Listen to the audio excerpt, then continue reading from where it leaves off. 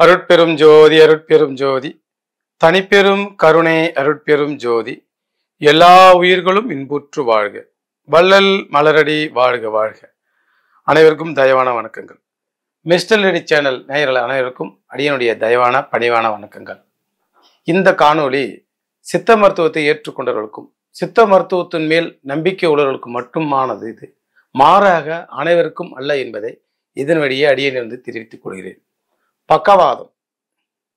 பக்காவாதத்துக்கு நம்ம ஒரு பக்காவாக அனுபவமாக 100க்கு 100 குணமளிக்கக்கூடிய ஒரு மருந்தை, அனுபவமான மருந்தை நாங்கள் எல்லாம் பயன்படுத்தி நிறைய நோயாளிகளை குணப்படுத்திய ஒரு மருந்தை இந்த மிஸ்டர் லேடி சேனல் நேயர்களுக்கு இந்த காணொலி வாயிலாக அடியன் இன்று வெளியிட முற்பட்டு இருக்கிறோம்.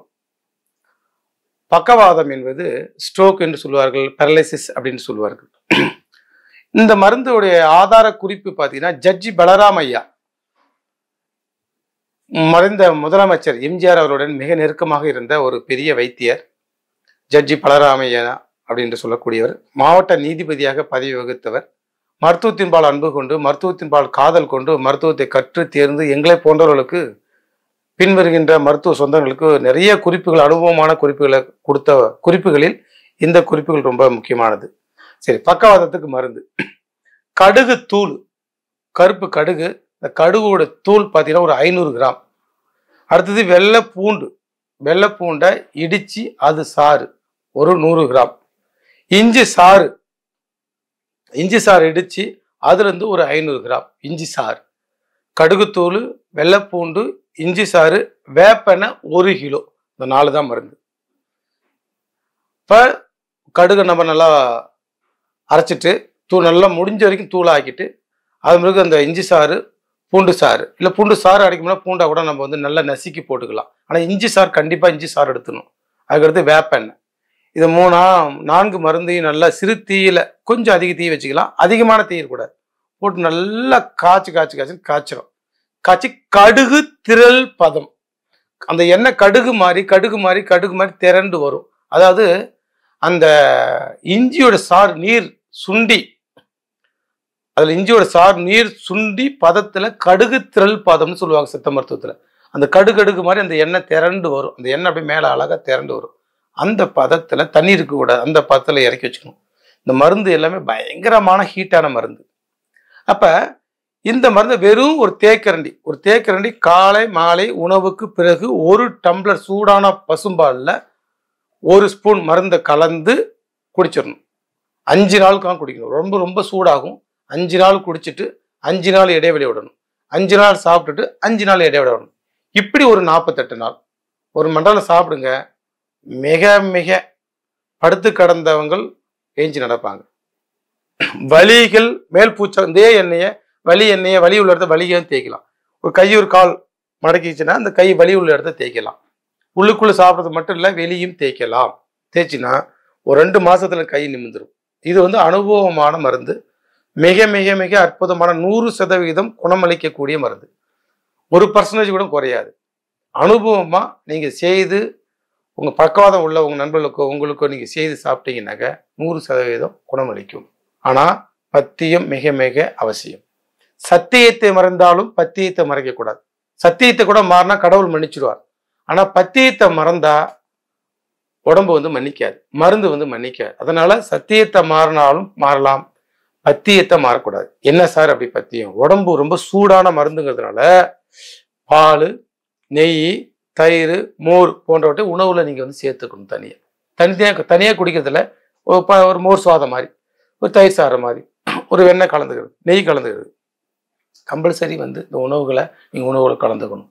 அடுத்தது தவிர்க்க வேண்டிய பொருள்கள் அப்படின்றது வாழைப்பழம், கிழங்கு வகைகள், வாயு பதார்த்தங்கள், கேஸ் உள்ள உணவுகள்.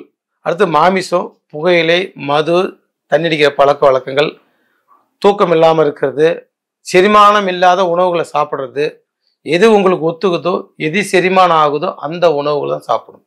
நோய்க்கான காரணம் என்ன அப்படின்னு பார்த்தீங்கன்னாக்க அதிகப்படியான மன அழுத்தம்.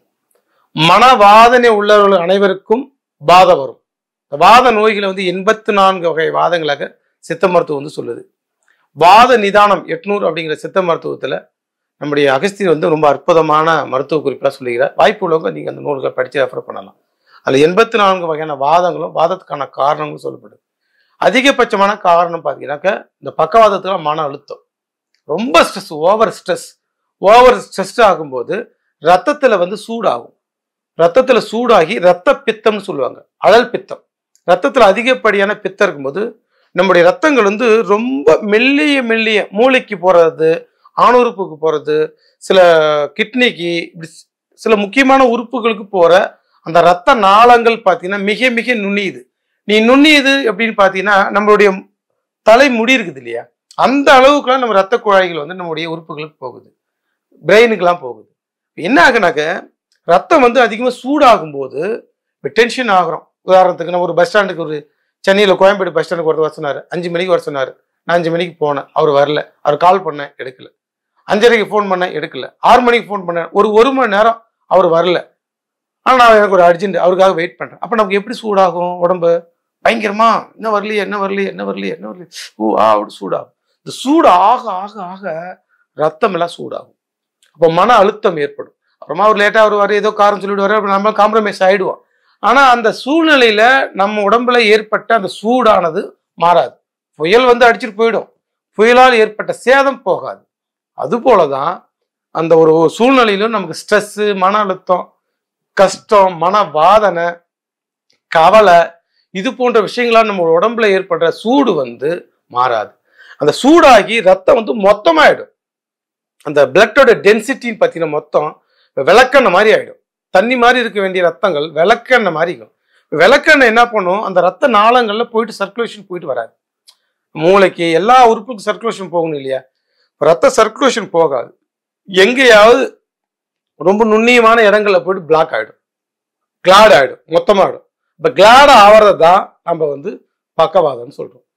சில இடங்கள்ல ரத்தம் அதிகமா சூடாயிட்டு அந்த ரத்த நாளங்களே வெடிச்சிடும். இப்போ பிரெயின்லாம் பார்த்தீங்கன்னா நிறைய பேருக்கு அந்த ரத்த நாளங்கள் வெடிச்சிடும். அதுதான் நம்ம வந்து பக்கவாதம் சொல்றோம். இப்போ பிளட் சர்க்குலேஷன் பிரெயின் வந்து ஹேங் ஆயிடும். இடது பக்கத்துல பிரெயின் ஹேங் ஆகுனா வலது பக்கத்துல பாதிப்பாகும், வலது கைகால். வலது பக்கம் பிரெயின் பிரச்சனை ஆகுனா இடது பக்கம் கைகால் வந்து போயிடும். அப்போ ஏன்னா நம்முடைய அனாட்டமிக் பொசிஷன் இப்படிதான் இருக்குது, இடது பக்கமாக தான், இந்த இடுப்புல தான் அந்த லெஃப்ட் ரைட்டு மாறுது. அப்ப நம்ம உடம்பு பாதிப்பு அடையாம இருக்கணும்னாக்க மனசு முதல்ல பாதிப்பு அடையாம இருக்கணும். எதுதான் நடக்கட்டும், நடந்த போகுது, பரவாயில்ல, லேட்டா ஆகட்டும், பரவாயில்ல, அவசரம், பதட்டம், ஸ்ட்ரெஸ், கவலை. மனம் என்பது ஒரு பூந்தோட்டத்தை மாதிரி வச்சுக்கணும். அன்பு, கருணை, பக்தி, கருணை செய்யறது, தர்மம் செய்யறது, அன்பா பேசுறது, அழகா சிரிக்கிறது, ஓ அப்படிங்களா நினைக்கிறது, இப்படியான நல்ல வார்த்தைகள் எல்லாமே நம்ம உடம்புல நல்ல சுரப்பிகளை, மூளைக்கும் நல்ல சுரப்பிகளை சொல்றது உடல் என்றுமே இளமையா இருக்கும், உடல் என்றுமே ஆரோக்கியமா இருக்கும். அதை தவிர்த்து டென்ஷனு, விளங்க மாட்ட, நாதாரி, அப்படி இப்படின்னு கெட்ட வார்த்தைகள் எல்லாம் இந்த பிரபஞ்சம் எல்லாமே நம்மளை செய்வதை நினைப்பதெல்லாம் பார்த்து கொண்டுதான் இருக்குது. நம்ம எதை விதைக்கிறோமோ அது நமக்கு விளையும். கெட்டது சொல்ல சொல்ல நமக்கு எல்லாம் ரிவேஸ் வரும்.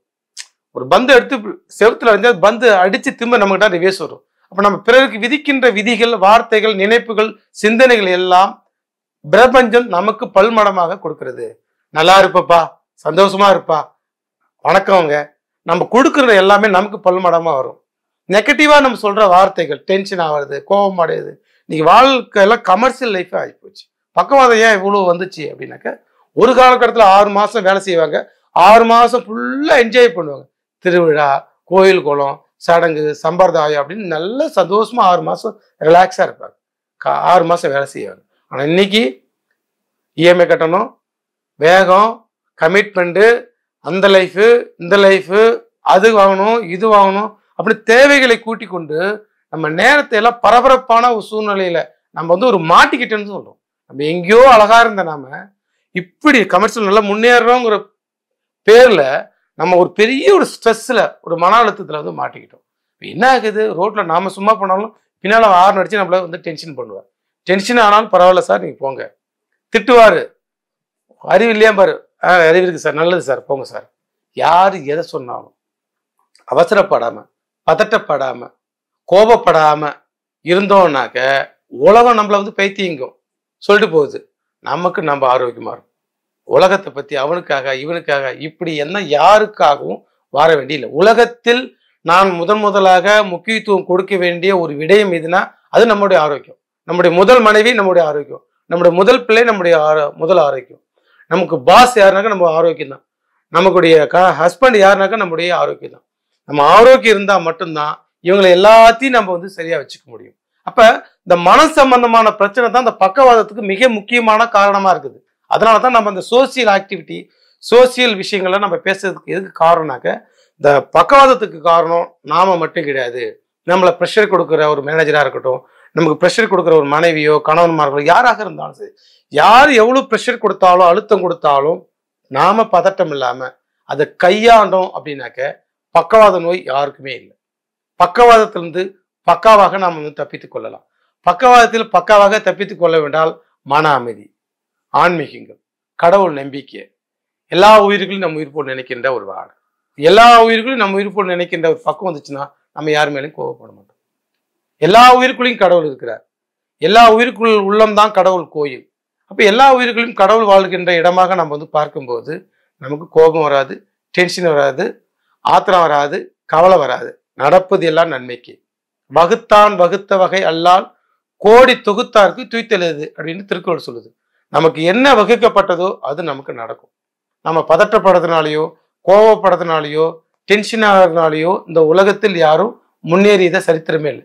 முன்னேறியவர்கள் மேலா வாழ்க்கை வாழ்வார்கள், மேல நாட்டவர்கள் யார் வேணாலும் நீங்க வந்து ஆய்வு பண்ணி பாருங்க. நான் கோபப்பட்டேன் அதனால தான் நான் மேல வந்துக்கிறேன், நான் பதற்றப்பட்டேன் அதனால தான் நான் மேல வந்தேன், நான் வந்து அடுத்தவங்க மேல திட்டுனேன் சண்டை போட்டேன் அதனால தான் மேல வந்தேன்னு யாரையும் சொல்ல முடியாது. அமைதி, பொறுமை, அன்பு, ஆரோக்கியம் இதெல்லாம் இருந்தா ஆரோக்கியம் நமக்கு.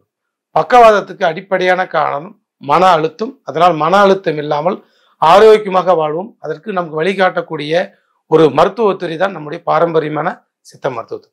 சித்தர்களை வணங்கி சித்த மருத்துவ வாழ்வியலை கடைபிடித்து நம்ம வந்து மனதையும் உடம்பையும் சூடாகாம வைத்துக் கொண்டால் பக்கவாதத்திலிருந்து நம்ம எல்லாம் பக்காவாக தப்பித்து ஆரோக்கியமாக வாழ சித்த மருத்துவத்தை அணுகுவோம். நன்றி, வணக்கம். அருட்பெரும் ஜோதி, அருட்பெரும் ஜோதி, தனிப்பெரும் கருணை, அருட்பெரும் ஜோதி. எல்லா உயிர்களும் இன்புற்று வாழ்க, வள்ளல் மலரடி வாழ்க வாழ்க. நன்றி, வணக்கம்.